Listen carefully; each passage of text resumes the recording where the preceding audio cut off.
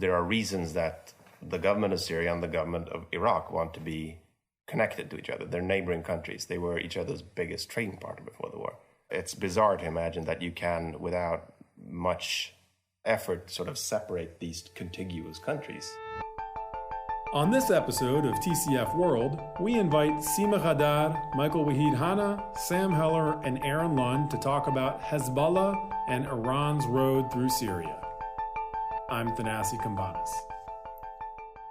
Hi, I'm Sam Heller here. I'm Sima Ghaddar. And I'm Aron Lund. And I'm Michael Hanna. Thank you all for joining me for this conversation. First thing I wanted to ask you guys about is something that I've been hearing about a lot and reading about a lot, and which, frankly, I think is a little overblown, but you might not all agree with me. There's been a big deal made about how Iran and its allies have now won a path all the way to the sea. Iran now controls all the main strategic land from Tehran to the Mediterranean in Lebanon and Syria, and that the final achievement was its victories in the eastern deserts of Syria recently. And through this, they have solidified control of a land bridge which connects all these pro-Iran, Shia-dominated territories together. And before I get into what my concerns with this narrative are, I want to throw it out there and ask you all, what do you make of this heated narrative that's been, by the way, peddled quite aggressively by a lot of Sunni governments in the Middle East, and certainly by some quarters in Europe and the United States? I mean, I think that it's overblown. I feel like it's kind of portrayed in these extreme apocalyptic terms that I think are unearned. I also think that every new kind of expansion of Iranian influence is portrayed as a new existential threat to Israel and to the various Gulf states, to America's Sunni allies. I think we do need to take into account that these two countries are by now pretty definitively an Iranian sphere of influence. Which two countries? Iraq and Syria. You know, I mean, like these are two countries where, I mean, they have a real foothold, even if they are not the entirety of these two countries. They don't dominate everything, but they, these are countries where they have important strategic interests that they won't surrender. At the same time, I do think though that the land bridge stuff, I'm reluctant to totally dismiss it. You know, again, so I don't buy into some of the framing around it.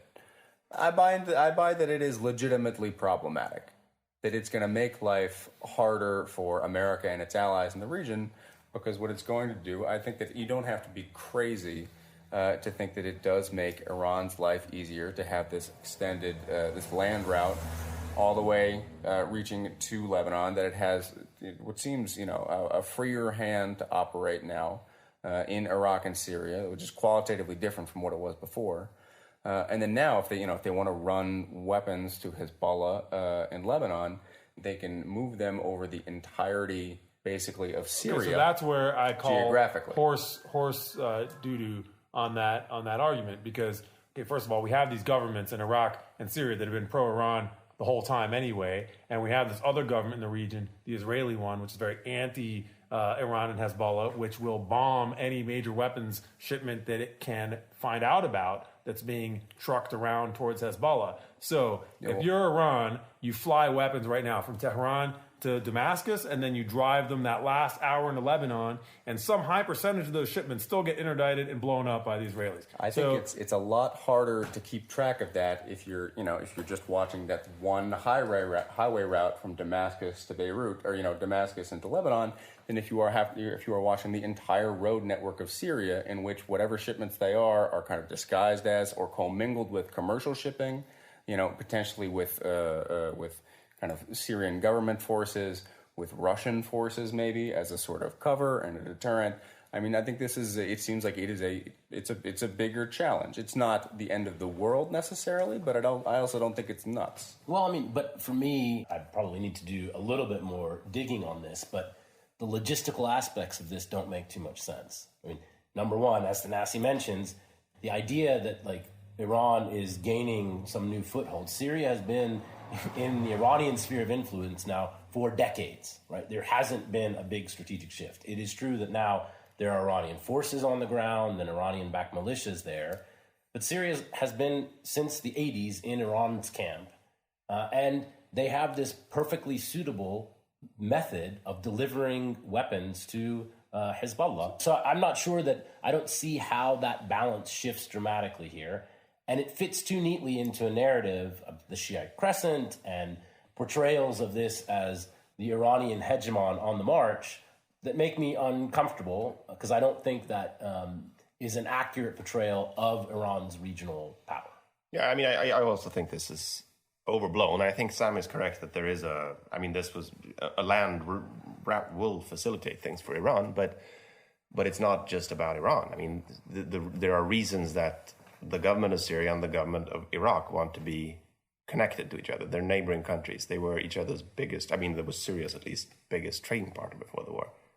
I mean, the Lebanon trades with Iraq and with Iran and onwards through Syria before. It's bizarre to imagine that you can, without much effort, sort of separate these contiguous countries. As a point of order, we're talking about this as if it's something that already happened. It has not happened. I mean, there is a road, sort of, if you go through the PKK controlled territories in Iraq and Syria, yes, you can connect, but then you have pro-Assad forces that went to the Iraqi-Syrian border, but that's in the middle of the desert. They even sent government press people there, and they wrote in the pro-government press that this is bullshit.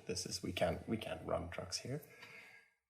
Is there an Iranian project that is different or measurably, territorially oriented or has actually specific elements to it that's different than whatever the Iranian project was before the U.S. invaded Iraq and toppled the functional state that was holding together a certain patch of key territory that was preventing some of these things from happening?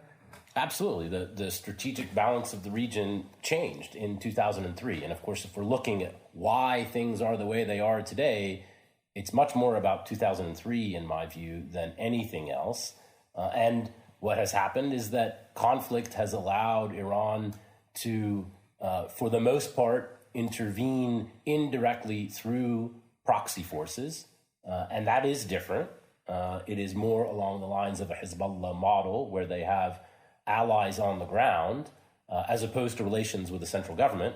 And of course, as we've seen in the Syria conflict as it has progressed, there are Iranians on the ground. And so that is, I think, something we should take note of, particularly because it seems to be, for obvious reasons, something of a red line for the Israelis. And so, set aside the land bridge, militia forces and Iranian-backed forces close to the Israeli border, I think that is an issue. And I think that's distinct from the notion of the land bridge as the kind of geographic link. So let's talk about this, the Hezbollah model. Sima, you did some research recently that was, I think, very interesting about what Hezbollah is doing in this border area between Lebanon and Syria in terms of fighting militants and in terms of stepping into some roles usually reserved for states in terms of resettling refugees. What is Hezbollah doing up there in the borderlands, and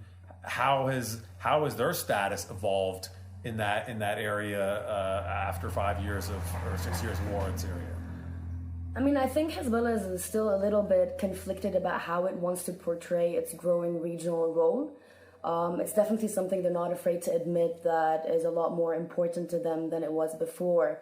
But the problem with that is, to the media, they're still not sure as to how much they want to show that they've already not replaced, but they've already taken governance, at least part of the governance of a lot of the border areas on the Syrian side. Sorry, didn't they actually take charge of resettling a group of Syrian refugees into the Syrian Kalamun last month? Yes, they did. I mean, publicly they make sure that they always say we're not replacing the Syrian regime, but from their actions, it seems like they are doing that somehow, at least in the border areas where, for example, in Arsel, what they did was that they resettled without, and that was negotiated not with the regime, but with the Lebanese military to resettle around 50 families. And these families were handpicked by Hezbollah and between like sort of notables that are close to Hezbollah and close to certain Syrian figures in that town, which is called Asaid al-Warid.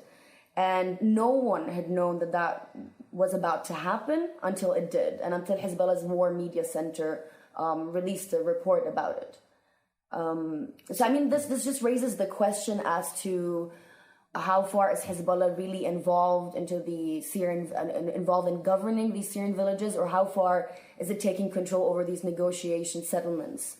But not that Hezbollah is still very adamant on saying, yes, we are doing that. They're just doing it stage by stage. They're just they're being very careful about what that shows. Well, so when we pull back and look at this, like the Shia Crescent, the road from Tehran to the sea narrative, I think, okay, what Michael said a few minutes ago is true, that the balance of power in this part, in the Levant, has shifted decisively in Iran's favor from, let's say, the 90s, when it was decisively in the sort of American Sunni alliance's favor.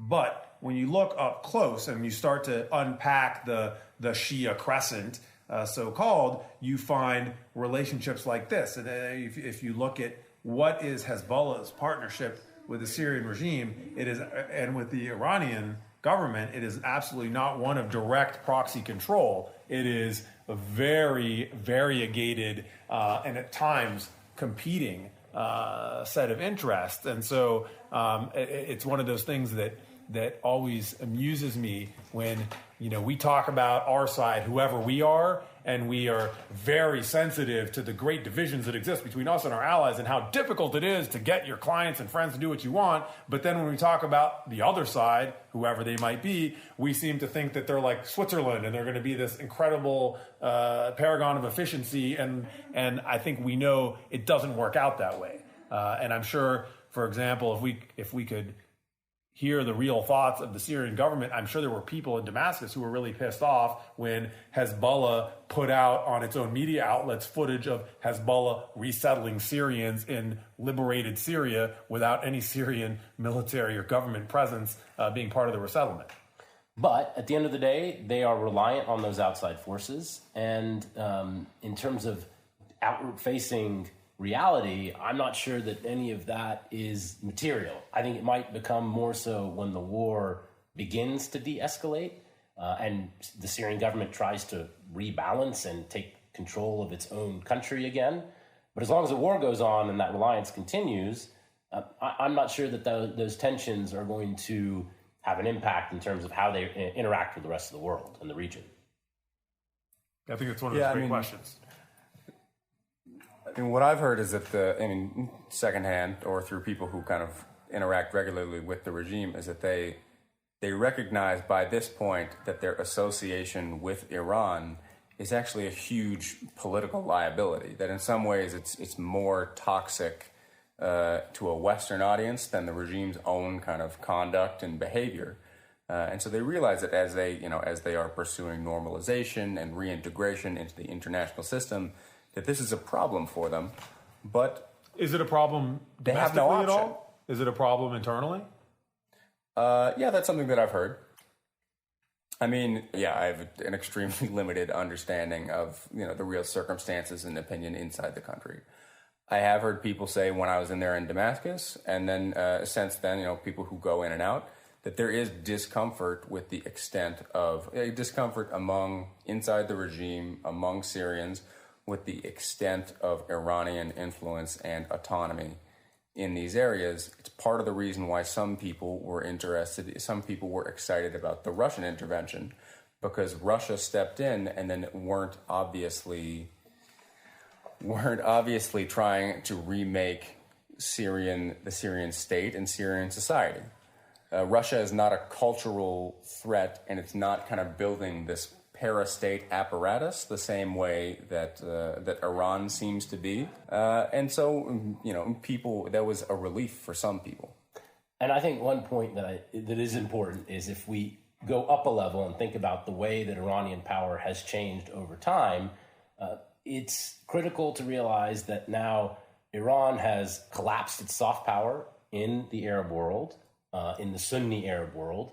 It's lost most of its Sunni Arab allies, and the way that it exercises power in the region is now through hard power, and that's costly. It might not be as costly for the Iranians working through proxies as it might be for the Saudis working in Yemen directly, but it imposes limits on what the Iranians can do in a way that didn't exist prior. Is that true, Sima, for Hezbollah inside Lebanon, that hard power has now eclipsed soft power as their primary vector of influence?